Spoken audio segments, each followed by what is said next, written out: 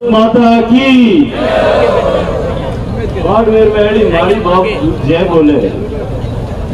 बोले जी में आगे आया कि नहीं आया वो आया नहीं भूखा आया देखो मैंने था भाई मैं एक टेस्ट करूँ अध्यक्ष जी कि किन्ने किन्ने पक्को भरोसा है कि आंध्र घर जाओ ना रोटी मिली था तो बड़े बाड़मेर में कितना दिन घर लाद रहा के नहीं रहा जिन्हें घरे ऑटो बना तो बोलते जिन्हें आज वो पक्को भरोसा वे कि भाई आज रोटी आज जो यहाँ आंध्र घरे रोटी मिली वे दो ही हाथ ऊंचा करो मैं देखूं किन किन भरोसा मंच पाते तो कोई नहीं देगा हमें पक्की है तो हाथ ऊंचा नहीं गए अब मुट्ठी बंद करो पूरी ताकत बोलो भारत माता की भारत माता की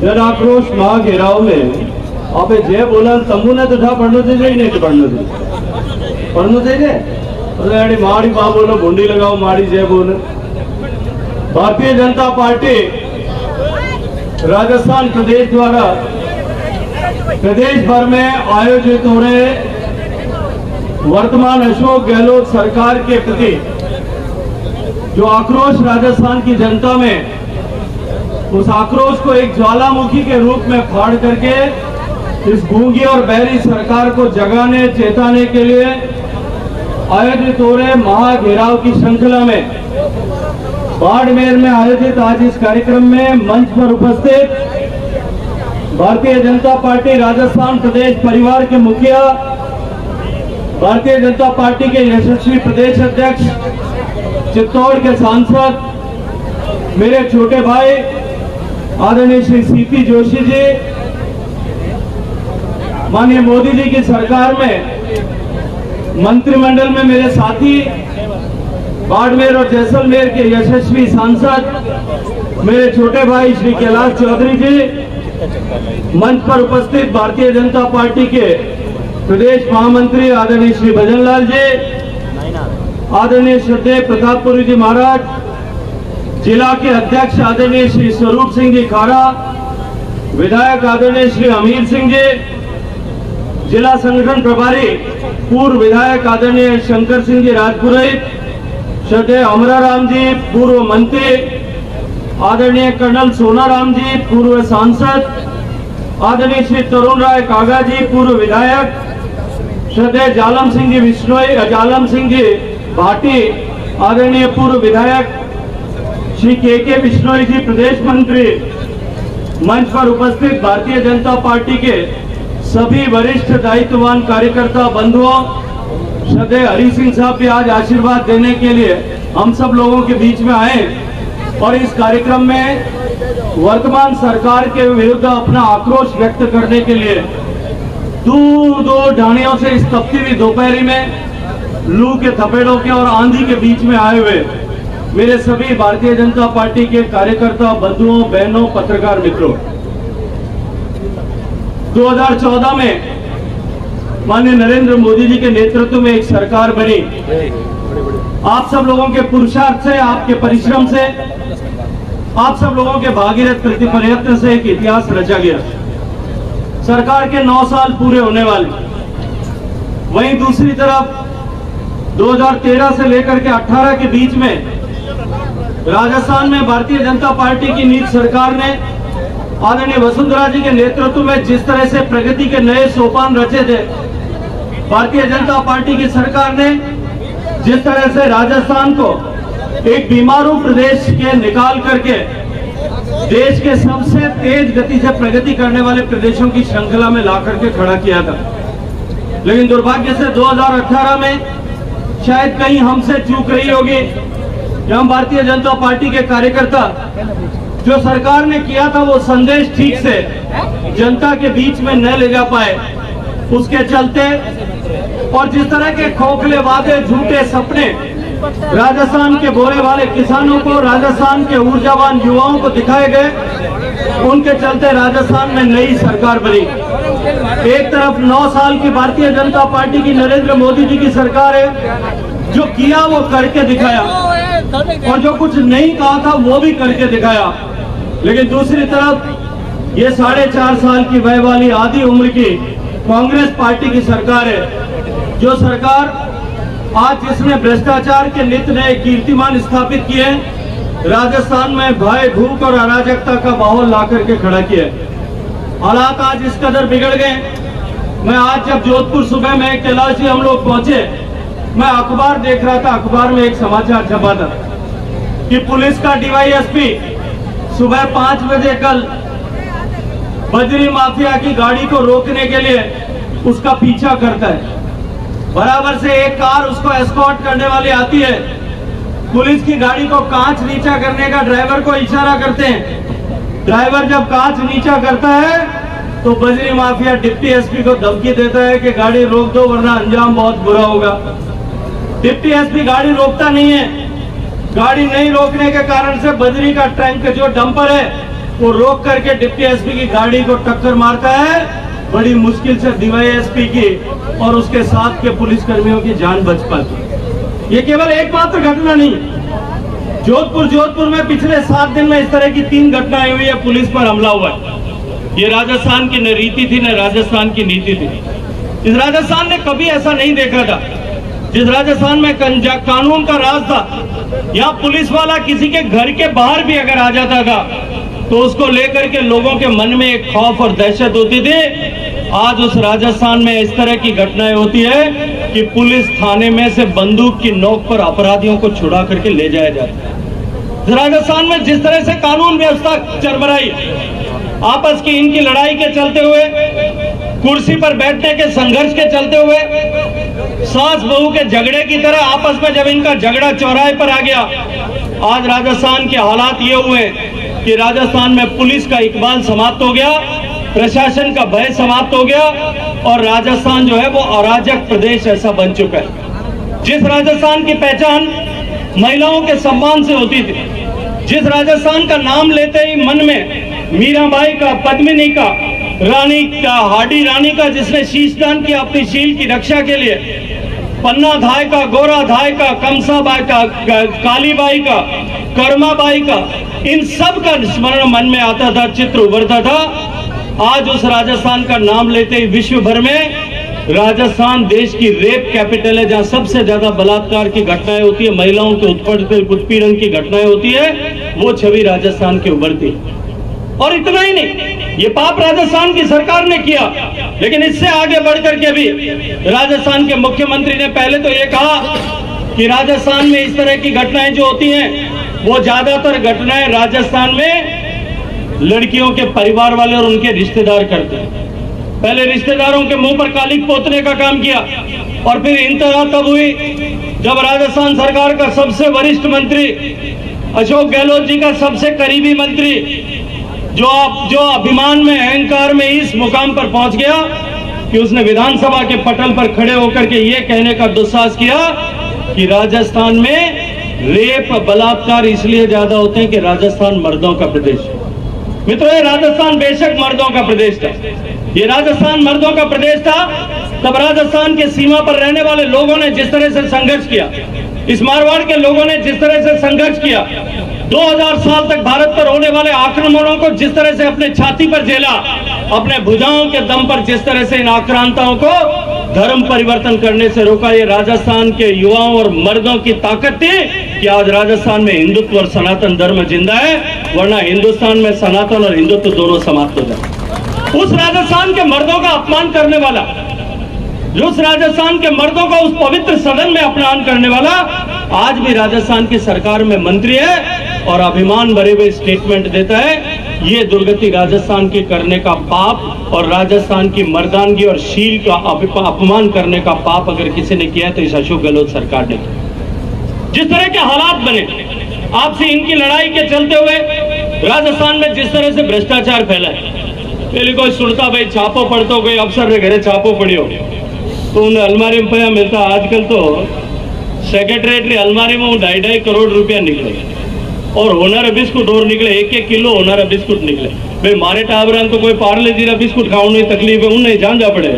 अशोक जी सोनारा बिस्कुट कटो आवे, इनकी जांच होनी चाहिए कि नहीं होनी चाहिए, होनी चाहिए कि नहीं होनी चाहिए। ये पैसा केवल 2 करोड़ 31 लाख था या 22 करोड़ रुपए था, इसका जवाब राजस्थान की जनता अशोक गहलोत से मांगती। और ये केवल एक घटना नहीं, हजारों करोड़ रुपए राजस्थान की जनता के लूट करके इन्होंने अपनी तिजोरियां भरने का काम किया। जिस तरह से राजस्थान में अराजकता का शासन फैला है, अभी कैलाश जी चर्चा कर रहे थे, इनकी सरकार जब होटलों में बंद रही उसके बाद में जिस तरह से राजस्थान में कांग्रेस पार्टी के विधायक स्वच्छंद हुए, केवल पैसे ही भरते, जब तो कोई बात नहीं था। आपके बाड़मेर वालों के तो वीडियो भी आ गए थे, बाड़मेर वालों के तो कई ऑडियो वीडियो कई आ गए थे। इन लोगों ने जिस तरह से स्वच्छंदता का वातावरण यहाँ पैदा किया मित्रों, राजस्थान को जिस तरह से जलील करने का इन लोगों ने काम किया है, जो निर्लज्ज पाप इन्होंने किया है, उसका बदला लेना है कि नहीं लेना है? बदला लेना है कि नहीं लेना है? मैं अब आपसे दूसरी बात और पूछना चाहता हूं, ज्यादा लंबा नहीं करूंगा, बहुत देर से आप इंतजार करें। राजस्थान के युवाओं के भविष्य के साथ में खिलवाड़ इस सरकार ने किया कि नहीं किया? पहले आप लोगों को कहा था, जब सरकार बनाने के लिए आया था कि आपको 3,500 रुपए महीने का बेरोजगारी भत्ता देंगे। भैया मेरे युवा साथी खड़े, किसी को भत्ता मिला हो तो हाथ खड़ा कर दो। भाई मिला था क्या किसी को भत्ता? जोर से बताओ, किसी को मिला था क्या? एक भी आदमी राजस्थान में आज तक ऐसा नहीं मिला, एक भी युवा जिसको 3,500 रुपए का भत्ता इन्होंने दिया। इन्होंने आपके साथ में धोखा किया कि नहीं किया? किया कि नहीं किया? उसके बाद में आप लोगों ने अपने बच्चों को पढ़ाने के लिए बाहर भेजा, पेट काट करके उनको बाहर भेजा, स्कूल में पढ़ाया, कॉलेज में पढ़ाया, कोचिंग की परीक्षा की तैयारी कराई। कराने के बाद में जब कोचिंग की परीक्षा की तैयारी हुई, महीनों महीनों तक पढ़ करके उन्होंने तैयारी की। तैयारी करने के बाद में पेट पे कांट बांध करके आपने जिनको पढ़ाया था, रात रात भर जाग करके बच्चा पढ़ा था, परीक्षा देने गया, उसके बाद में क्या हुआ? पेपर लीक हुआ। एक बार पेपर लीक हुआ, गहलोत साहब ने कहा कि इसमें कोई अफसर मिला हुआ नहीं है। दूसरी बार वो लीक हुआ, कहा कोई नेता और अधिकारी कोई मिला हुआ नहीं है। 18 बार पेपर लीक हुआ राजस्थान में, जब तक ये कुंभकर्ण की तरह सरकार सोई रही और अपने लोगों को बचाने के लिए इन्होंने कोई कार्रवाई नहीं। जब 18वीं बार पेपर लीक हुआ, भारतीय जनता पार्टी ने सदन से लेकर के सड़क पर सब जगह संघर्ष किया मित्रों, तो एक कदम इन्होंने आगे बढ़ाया, केवल एक कदम।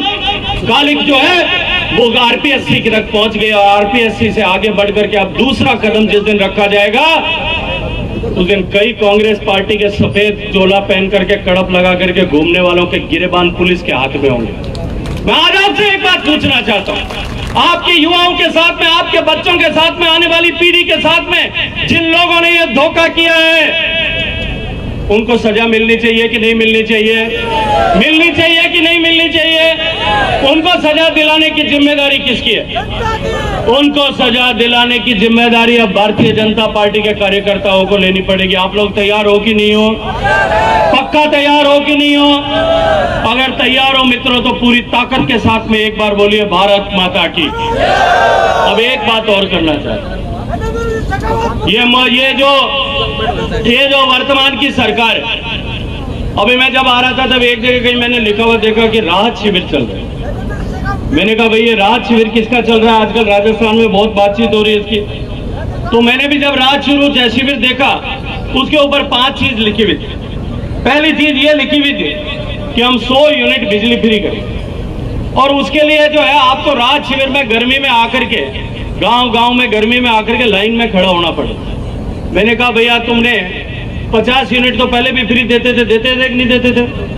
अब 50 यूनिट फ्री देते थे, उस 50 यूनिट को 100 यूनिट अगर करना हो तो बिजली का बिल जिस कंप्यूटर में बनता है उसमें 5 मिनट में 12वीं क्लास का बच्चा प्रोग्राम में चेंज कर सकता है, और वो 12वीं क्लास का बच्चा चेंज करेगा तो आपको लाइन में जाने की जरूरत नहीं, 100 यूनिट फ्री हो जाएगा। इनकी देने की नीयत नहीं थी। इनकी देने की नीयत होती तो 1 अप्रैल को जिस दिन बजट पास हुआ था उस दिन ये कंप्यूटर में बदलाव कर देते, 1 तारीख से बंद हो जाते। अब आपको जो है मई के महीने में और जून की गर्मी में आपको धूप में खड़ा करके रजिस्ट्रेशन कराएंगे, जुलाई में उसकी सूची बनाएंगे, अगस्त सितंबर अक्टूबर में बिजली भी नहीं देंगे, आधी बिजली देंगे, तब आपके बिल में कोई 100 रुपए में आपको फायदा होगा कि नहीं होगा? आपको कोई फायदा नहीं होगा। अब उसके बाद में इन्होंने दूसरी चीज लिखी कि हम किसान की 2000 यूनिट बिजली फ्री करेंगे। ये राजस्थान के किसान के साथ में सबसे बड़ा धोखा है, और वो धोखा इसलिए 850 रुपए बिजली में जो है सब्सिडी एग्रीकल्चर कनेक्शन पे वसुंधरा जी की सरकार से मिलती थी कि नहीं मिलती थी भाई? 850 रुपए महीने का बिजली के बिल में मिलता था कि नहीं मिलता था? 2 साल बीच में इन्होंने बंद कर दिया। 2 साल बंद कर दिया तो हर साल के 10-10 हजार रुपए, 20 हजार रुपए इन्होंने निकाल करके अशोक गहलोत साहब ने अपनी जेब में डाल लिए। एक एक किसान के 20 हजार रुपए अपनी जेब में डाल लिए। अब 20 हजार अपनी जेब में डालने के बाद में अब कह रहे हैं कि हम 2000 यूनिट बिजली फ्री करेंगे। उसके लिए आपका रजिस्ट्रेशन कर रहे हैं, लाइन में खड़ा कर रहे हैं, लाइन में खड़ा करके और उसके बाद में आपको जो है जुलाई में बरालो आ जाए कि नहीं आएगी? जुलाई में बरालो आ जाए। अगस्त सितंबर अक्टूबर में आपने जरूरत नहीं पड़े, जो है उन फसल में आपने भारी बिजली की जरूरत नहीं पड़े, एक भी यूनिट बिजली आने देनी नहीं पड़े। नवंबर में सरकार का चुनाव आ जाए, 20 हजार आपने जेब मुंह निकाल और सरकार खाएगी और आपने कहे कि मैं 2000 रुपए 2000 यूनिट बिजली फ्री कर दूं, बिना बिजली दिए हुए फ्री कैसे करेंगे? अब ये कहते हैं कि हम ये जो है गैस की टंकी 500 रुपए में, मैं उसकी भी गणित समझाता हूँ। मारवाड़ के आदमी हिसाब किताब तो पूरा करना चाहिए कि नहीं चाहिए? ना चाहिए। आज हिंदुस्तान में सब महंगो पेट्रोल कटे बिके, सब महंगो डीजल कटे बिके। मध्य प्रदेश आपारे पड़ोस में, गुजरात आपारे पड़ोस में, हरियाणा आपारे पड़ोस में और पंजाब आपा चिप, तो सब जगह 10 रुपया लीटर ज्यादा पेट्रोल महंगो और 10 रुपया लीटर डीजल ज्यादा महंगो आपारे राजस्थान में। एक महीना में राजस्थान में 15 करोड़ लीटर पेट्रोल बिके, ये तो बिके 15 करोड़ और जो है लगभग 45 करोड़, कदे 44 हो जाए, कदे 46 हो जाए, एवरेज 45 करोड़ लीटर डीजल बिके। अब आप अगर पेट्रोल भराने घरों निकले, कोई टाबर मोटरसाइकिल ले तो उन्हें जेब में 1 लीटर भरावे 10 रुपया उन्हीं जेब निकल और एक्स्ट्रा निकल और अशोक गहलोत जेब में जावे, सरकार की जेब में जावे। और एक डीजल टंकी आप ट्रैक्टर ने भरावा, मैसी ट्रैक्टर 35 लीटर रे तो 350 रुपया जावे। कुल मिलाकर 60 करोड़ लीटर पेट्रोल और डीजल महीना रो बिके। राज ने खाता में 650 करोड़ रुपया हर महीना में एक्स्ट्रा जाए। 4 साल में 600 करोड़ रुपया आपने जेब में निकालिया, आपरी जेब में भी निकालिया, हमारी जेब में भी निकालिया। अरे कैमरा वाला पत्रकार जी उबा है, दिनेश जी हमारी जेब में भी 10-10 रुपया निकालिया। थोड़ी हमारी राज माते कृपा इन बात थोड़ा कम लिखे और एक आध बापड़ो लिखे जिन्हें माते फोक्स और मुकदमा दर्ज कर और दूसरों को जाकर के संदेश देते हैं कि लोकतंत्र खतरे में है और जो है पत्रकारों के ऊपर अत्याचार हो रहा है। इस राजस्थान में जितना अत्याचार हुआ उतना कहीं नहीं हुआ। लेकिन मैं आप लोगों से कहना चाहता हूं कि दमखम के साथ में खड़े रहो और इस राजस्थान की सरकार को नंगा करते रहो, तभी आप लोकतंत्र के असली चौथे स्तंभ रहो। 600 करोड़ रुपए आपकी जाबरी जेब में निकाले, 4 साल में 600 करोड़ रुपए हिसाबों 48 महीना में 27,000 करोड़ रुपए आपकी जेब में निकाल ली। अब 27,000 करोड़ आपकी जेब में निकालिया और कहोगे साहब मैं हमें थारे गैस रिटर्न की 450 रुपया कम में दे, 500 रुपया हम दे, 500 ही बताए 1150 टंकी आवे उज्ज्वला री, उनमें 200 रुपया मोदी जी सब्सिडी देवे। बेचारे नीति होती 500 रुपया हम टंकी देवनी तो 1 अप्रैल बैंक में जिन बैंक को मोदी जी रुपया जाए उन बैंक ने कहते था भाई हमारी तरफ भी रुपया 450 मिलियन भेज दे, तो धनी ने अप्रैल वो टंकी मिलनी शुरू हो जाती। तो टंकी तो देनी नहीं, टंकी नहीं देनी जाना क्या रजिस्ट्रेशन कराना हो, आधा जना रजिस्ट्रेशन कराने पूगी। अगर सब भी पूग जाए तो राजस्थान में 5,77,680 उज्ज्वला कनेक्शन। अब 5,77,680 कनेक्शन में अब बार जुलाई में टंकी दे, जुलाई में तो लिस्ट बनाई, जुलाई में टंकी देनी शुरू करी, अगस्त सितंबर अक्टूबर 3 टंकियां दे। 3 टंकी रे माते अगर 500 रुपया सब्सिडी देवे तो 1500 रुपया में और 5,77,680 में जोड़ दो, सरकार का 500 करोड़ भी खर्च नहीं हुए। थारी मारी जेब वो 27,000 करोड़ निकाल 500 देर अपन गेला बनावा, आपे गेला आ गई, आपा गेला बना वोट देवा गई, बोरी खा जाए धान रे और आपा ने देवे ये फूलियो, आपे फूलियो ले राज्य होने वाला आ गई। अब आप जनता रे बीच में ले जाओ जिम्मेदारी कि ये राहत शिविर नहीं है, ये आहत शिविर करके लोगों को धोखा देने का काम अशोक गहलोत की सरकार का। मुझे पूरे राजस्थान में जाने का अवसर मिला और मैं पूरी जिम्मेदारी के साथ में आपको कह रहा हूं कि जिस तरह का माहौल राजस्थान में है, जिस तरह से राजस्थान की जनता के मन में आक्रोश है, जिस तरह की राजस्थान की जनता एक एक मिनट दिन गिन के इंतजार कर रही है, ये जो अशोक गहलोत की सरकार है, ये सरकार अब सरकार नहीं केवल अपने संवैधानिक आयु पूरा कर रही है। और मैं आपको जिम्मेदारी के साथ में एक बात कह रहा हूं कि अब की बार राजस्थान की जनता के मन में जितना आक्रोश है, मैं तो एक दिन कैलाश जी कहने वाला हूँ, एक दिन आपे बेड़ा और चाला चुनाव आयोग में, और चुनाव आयोग ने जार अब की बार जो है उठे एक एप्लीकेशन देवा कि अब के हमारे जो राजस्थान में जो है वह मशीना भेजो तो थोड़ी हक रही है मशीना भेजो। और है टिप भेजो तो, नहीं तो डबल एक एक बूथ में तो दो दो तीन तीन भेजो। लोग रीज बड़बड़ हमके जोर लगा लगा खटका दबाई, इतनी जोर जोर लगा लगा हुआ कि मशीन टूट जाए। राजस्थान की जनता अब की बार इस अशोक गहलोत सरकार को इनके द्वारा किए हुए एक एक पाप का जो है वो बदला लेने के लिए तैयार खड़ी। जिस तरह से शिशुपाल के 108 पाप जो है 100 पाप जो कि भगवान कृष्ण ने माफ किए थे, राजस्थान की जनता ने कर दिए। अब की बार राजस्थान की जनता माफ नहीं करेगी। अब की बार राजस्थान की जनता ने यह तय कर लिया है कि अब की बार हम इस अशोक गहलोत सरकार को, इस कांग्रेस पार्टी को हमेशा हमेशा के लिए आपके यहाँ से विदा करें। करना है कि नहीं करना है? जिन लोगों ने यह तय करना है कि करना है, वो अपने दोनों हाथ खड़े करो भाई, दोनों हाथ खड़े करो, संकल्प की मुट्ठी बंद करो और ये तय करो कि आज से लेकर के जब तक हम इस अशोक गहलोत सरकार को उखाड़ नहीं फेंकेंगे तब तक न रुकेंगे, न झुकेंगे, न थमेंगे। हम पूरी ताकत से इस अशोक गहलोत सरकार को उखाड़ फेंकने के लिए काम करेंगे। बोलो जय जय श्री राम, जय जय श्री राम।